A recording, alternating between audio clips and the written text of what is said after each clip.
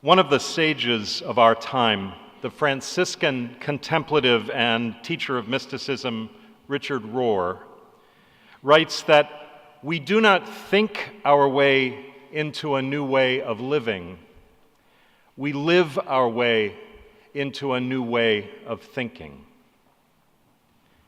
He's trying to name a mystical truth that becomes more vivid with every passing day one spends in this learning community.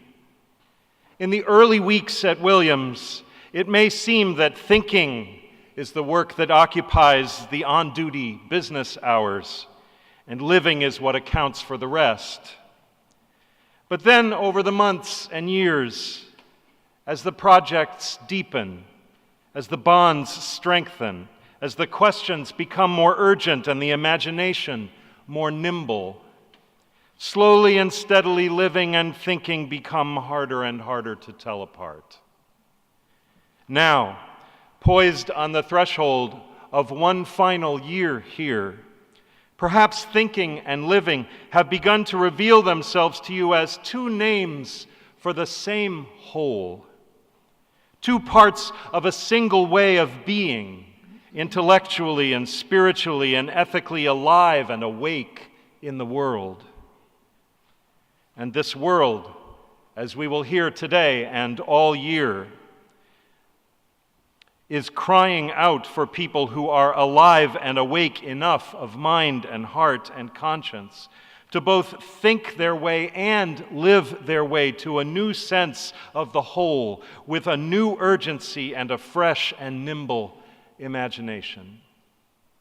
So, as a new year begins, may we find the tenacity of mind we'll need to think our way along the paths of our chosen disciplines to a way of living on this planet that is new enough to heal it.